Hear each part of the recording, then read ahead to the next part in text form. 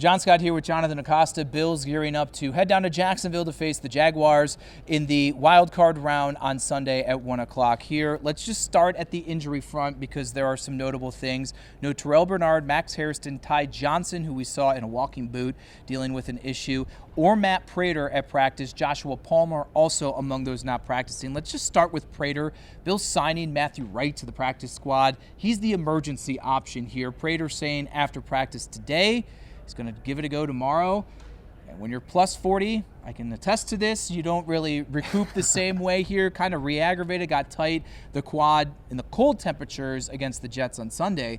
But playing in the warm temperatures, I think, is going to maybe make it more likely that we see Prater play on Sunday. And the kicking game is so important, especially in the playoffs, right? I mean, we just saw the way the regular season ended, how important the kicking game factored into how that game ended between Baltimore and Pittsburgh, right? And you think about the special teams really advantage that the Jaguars have, and something that Sean McDermott has already alluded to multiple times this weekend with Cam Little, their kicker, able to hit from over 65 yards, really shortens the field for how long the Jaguars offense needs to drive in order to get into scoring position. So the Bills don't want to be sort of too far behind the eight ball in terms of them having to drive longer distances in order to match points with Jacksonville. So it'll be huge for this team to have Matt Prater able to kick for them, because if not, if you have to depend on Matthew Wright, sure, you maybe trust him to go out and kick an extra point, but you maybe get more aggressive in terms of a 4th and 2 from the 38-yard line, or you may be going for it for the conversion right there as opposed to maybe kicking the field goal if you did have Prater in the lineup.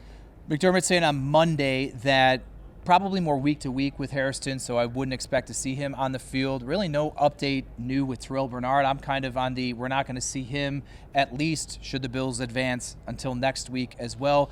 Johnson, will kind of see how that goes. Palmer's interesting. He was not among those that McDermott listed ahead of practice that was not going to participate today. It's that ankle. It's been the same thing he's been dealing with since week 6 in Atlanta here, and it makes you wonder if it's between, I know what, Keon Coleman or Josh Palmer. Do you want a 70-60% Josh Palmer or potentially a full-go Keon Coleman? The one thing I could see maybe happening with that, especially since McDermott didn't bring it up before practice, is are they treating Palmer almost the way they've been treating Dalton Kincaid, where with Kincaid they've admitted, hey, we're just looking to manage him. How can we get him to game day as fresh as possible? Because he's been dealing with that knee injury over the course of the season, something that dates back even to last year, right? So with Palmer sort of being in a situation where he's always also dealing with something that isn't just from this week or last week, are they just sort of playing it easy with him this week, especially with today just being a walkthrough, in hopes of having him be fresh and ready to go come game day? To the matchup itself, I think the number one place to look involves the number one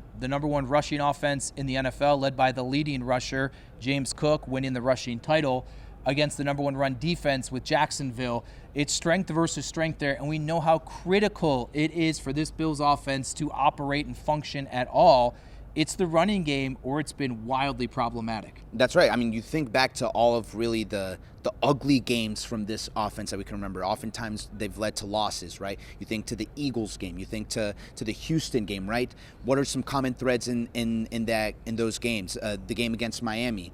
Turnovers and not being able to sort of really run the football, not being able to get out of a rut offensively. Because if you think of all of the Bills' losses this year, it's really the defense has held up their sort of end of the bargain. It's been the offense not being able to get going. We know what the passing attack is at this point, the weapons that they have.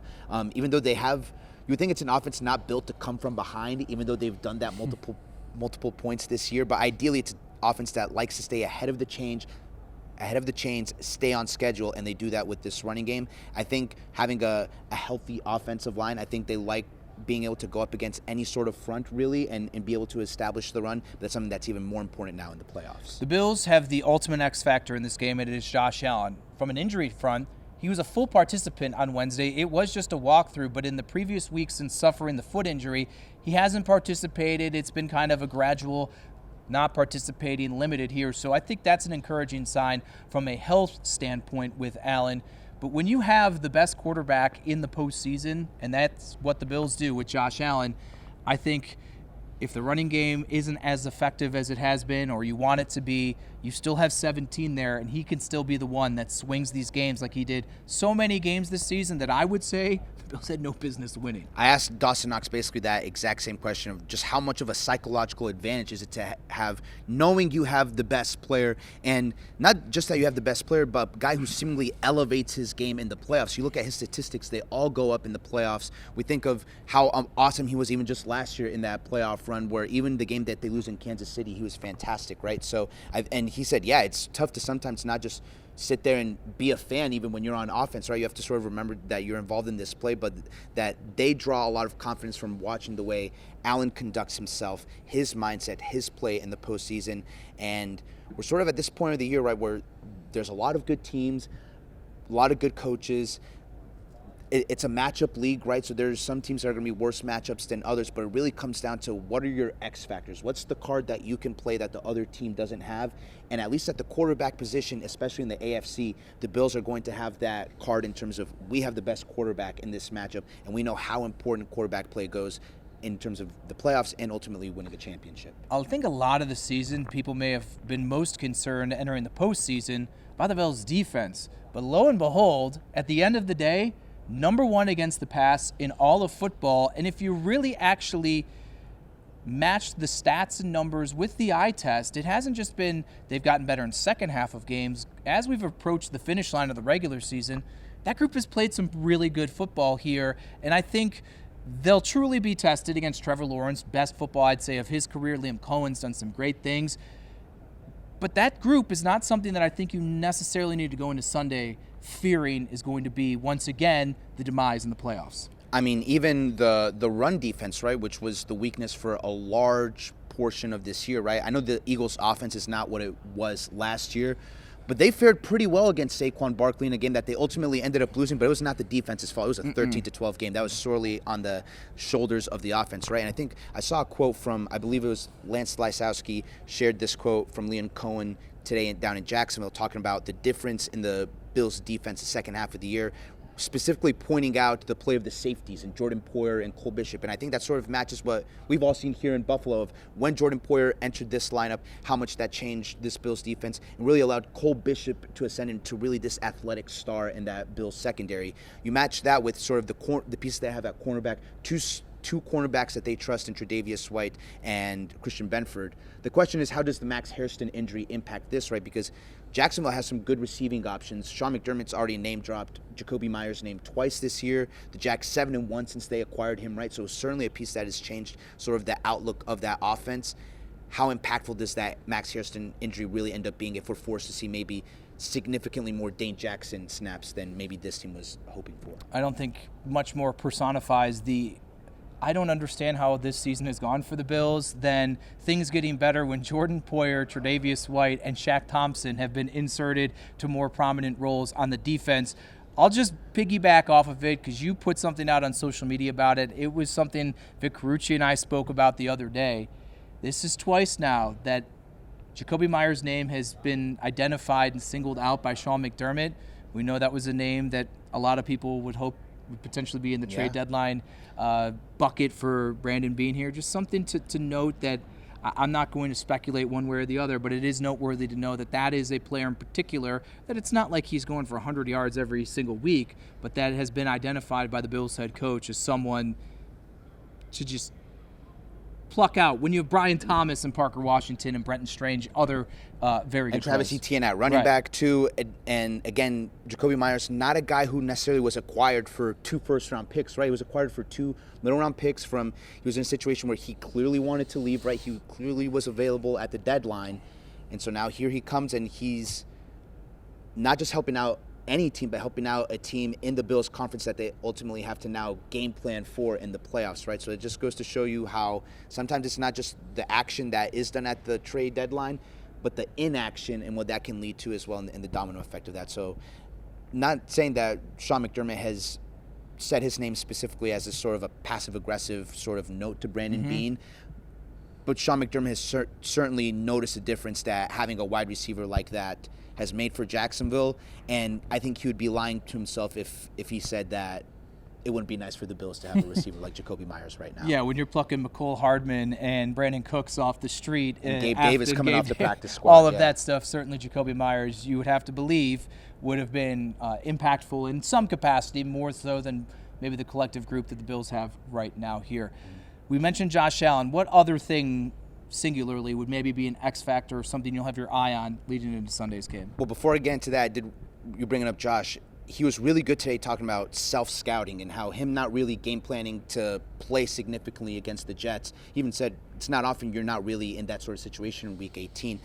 So the focus from Joe Brady for Josh Allen was to self-scout himself all of the weeks of the season, and something that he noticed is just how much sort of meat he's left on the bone, how many plays he's left out on the field this year of just not taking what the defense has given him. I think even the quote he said is like, God, I've left so much out there. There's so much that I've left out on the field. So I think, and that's sort of when we've seen this Bills offense be able to stay on schedule, stay ahead of the chains, is when Josh Allen, because he's had moments where he gets good protection, and he's talked about how a lot of the sacks he's taken this year fall on him.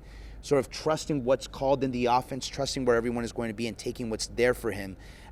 Going up against a Jags defense that is opportunistic and can also get after the quarterback, I think that is an emphasis for Allen in this offense to sort of not try to force the 20, 25, 30-yard play down the field, but if there's the simple 5-7-yard check down to Ray Davis, Ty Johnson, James Cook, take that, stay alive, move the ball down the field, and sort of rack up the time of possession, something that Spencer Brown mentioned is one of the keys when you play playoff football. So you bring up X factor. I think it's the Bills' offense being able to stay out of those 3-and-outs and giving the ball right back to the Jags' offense, being able to stay on the field consistently and keeping that Jags offense on the sideline. The common theme, as you mentioned off the top, in the Bills' losses, the running game has had some issues getting going, but it's the turnover battle. The Bills have lost, I think, every game where they've lost the turnover battle this year, and it's been James Cook and Josh Allen a lot of times in these games where those are the two best players, are the most important, they're the most impactful, but they've also had the largest and biggest swings in terms of turning the football over. If the Bills can stay on schedule, as you said, and maybe not find themselves in position where they kind of need to force things down the field to try to get back and get first downs, keeping the ball themselves and not turning it over, I think, is really going to be the true number one thing the Bills need to do. Well, and then especially if you flip that, right? Like if you're the team that's ahead of the chains, right? And now Jacksonville is maybe a team who, what if they're the ones who fall into a 10-0 hole in the first quarter, right? Because this is a team that's been playing from ahead a lot these past few weeks, right? And Trevor Lawrence has a playoff win under his belt, but not necessarily experience in terms of the playoff fire the way Josh Allen is, right? So how does he respond now if he's sort of in this situation where he's having to chuck the ball down the field, he's forced to make throws into tight windows? He's been excellent this year, but everything changes in the playoffs, right? And we've seen teams have excellent regular seasons, and then their quarterbacks, whenever they get to the playoffs, they just perform differently, right? So I think if it's the Bills' defense that can get the Jags' offense into a little bit of pressure and playing in second and third and long, can they force the turnovers from Trevor Lawrence the way we've seen this Bills defense be opportunistic in weeks past, seasons past, playoffs past? Bills and Jags Sunday at 1 o'clock down in Jacksonville. Jonathan and I will be there and bring your coverage for you over the weekend. With Jonathan Acosta, I'm John Scott for Channel 2 Sports.